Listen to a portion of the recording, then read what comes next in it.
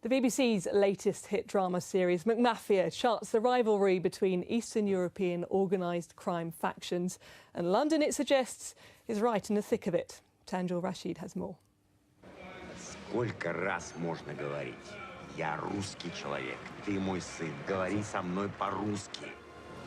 London, at the heart of nefarious Eastern European organised crime networks. That's the picture painted by the BBC drama McMafia, in which Russian gangsters launder their money through the city's financial sector. But how accurate is it? This man was for many years at the front line in the fight against money laundering from Eastern Europe, and he says, very simply, very accurate. It typically ends up in London indirectly, in the sense that the assets are British-based, and that's typically property through foreign-owned companies. London is the world's foreign exchange capital, and there's this huge network of asset management companies and corporate service providers, professional service, the lawyers, the accountants. There's been increasing scrutiny of the city's role in laundering money from Eastern Europe. Last year, a Guardian investigation showed that $750 million of questionable money had passed into UK bank accounts over a 4-year period. All of the major London-based high street banks were involved. One of the strangest causes of this situation is that rich criminals are attracted to London not because the capital is somehow lawless, but precisely for the opposite reason, because the rule of law is so strong here that they know they can count on London's authorities to protect their private property and their ill-gotten gains. And that's why they choose London as the ultimate destination to launder all their money. The question is, what are London's lawmakers going to do about it? Well, one good measure the government could take would be to ensure that there are prosecutions of the companies which are in effect front companies that allow money to be laundered through them in the United Kingdom. The number of cases that have been prosecuted is very small indeed, and we require, I would suggest, more energy from the UK authorities to pursue those companies. You know, in Russia they call everyone a gangster. So what? Papa was a businessman.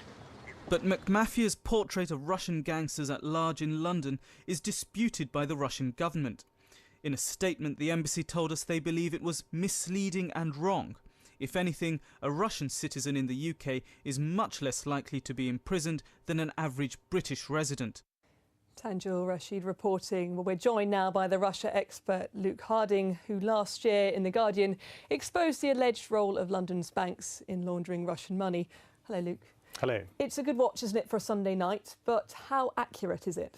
It's pretty good. The Russian gangsters perhaps a little bit overblown, but the underlying thesis that London, I would say, is I think the most corrupt place on the planet is true. Not because there are gangsters running around with Bob and Rupa in Westminster, but because we facilitate all this stuff. We allow it, we nod it through, our banks, our lawyers, our real estate agents, and every so often we will publish this material, we'll go and see the National Crime Agency, and they will shake their heads and say, it's a bit difficult, the perpetrators are far away, we'd like to do something but we can't. And I think that's no sensible place to be. So there's collusion from the Russians, from the Russian government. I know you've suggested in the past there's collusion from here in London where people are making money. Yeah, I mean, kleptocracy is not a thing of far away. It's actually happening on our doorsteps. You just need to walk around West London and you can see it. And one thing we discovered is that it's firms registered at Companies House in London, one around the corner, which processed $9 billion, by the way, and they've got posh-sounding names. They look okay, but they're owned by mysterious entities in the Cayman Islands, the British Virgin Islands, and so on. And quite often this money is going through British overseas territories. Now, the government could force these territories to publish a register of who owns what, but for reasons that escape me, they don't. Well, let's find out, shall we? Rupa, Bob, this is so rife, even TV drama writers are making money out of it. I think it is a consequence of London being a global city, and that brings a downside as well as an upside. I think Luke's right about that. And because it's a comparatively safe place, that's why it happens here. But the government have taken a number of measures. First of all, as far as the National Crime Agency is concerned, we've strengthened very recently the links between that and the Serious Fraud Office by having a specific National Economic Crime Unit which can task those agencies and pull them together much more effectively. Secondly, we strengthened the law to make it easier to prosecute cases of corruption where the corruption occurs abroad but the perpetrators are over here. That's an important step in the right direction. And thirdly, we have much greater transparency than most places on registers of beneficial ownership. And what we have said, we've got agreement from the overseas territories now, is that they will have central registers of ownership. And although they are not all published publicly, they do make all those details available to any law enforcement agency upon request. So that is a major step in the right direction. There's more we can always do. We have to continue to be vigilant. And I think probably we should be looking at some of those bogus companies based here and be more vigilant about that and perhaps put more resource into those issues. Rupa, you're on the all-party parliamentary group for anti-corruption. We heard in the film there this issue of the rule of law actually protecting some of these people. Shouldn't that same rule of law actually be used to pursue them? Yeah, definitely. I mean, the programme is fiction, but I mean, there's no smoke without fire. And this kind of culture of secrecy jurisdictions, I think there's 86 million pounds of property. No, hang on, it's more than that, isn't it? Anyway, half of it is in London. Lots of money. Yeah, think of a number.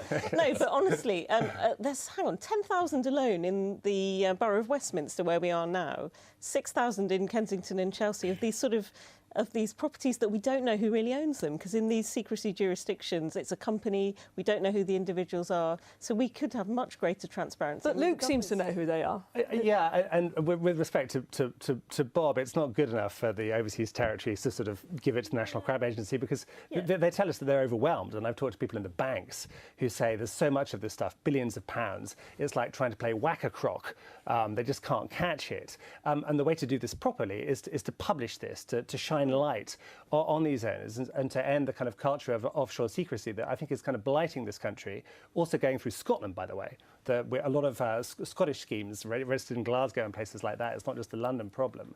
But David Cameron was quite keen to do something about this because his dad was in offshore, his late father. But from Theresa May, I've seen nothing. I think now Theresa has tried to get an international agreement, Luke, as you know, because I take your point. The problem we have with the overseas territories, all people would do at the moment, they simply move it from, say, British Virgin Islands to Delaware or one of the US jurisdictions, where there's far less transparency than anything in any of the UK jurisdictions. It's complicated, though, but is there just a lack of political will? I think that this Theresa May government has dragged its feet somewhat. I mean, we've got a strategy now that came out at the end of last year, but we need proper legislation. And yeah, David Cameron, remember he did that whole summit about it, and he used to say, let sunlight be the best disinfectant, but there's been very little action. He actually had an anti-corruption summit, but the problem was 2 months later he was out of office. And you can't help but thinking that there's a sort of... Very briefly then, Bob, enough being done? I think you can never do enough. I think we've taken valuable and important steps. I think events that happened since David's time, sadly from my point of view, have rather crowded out some of the political agenda, but that doesn't mean we shouldn't return to it once we've going to have to stop you all there because we've run out of time. Thank you all for coming. Back to Sarah now.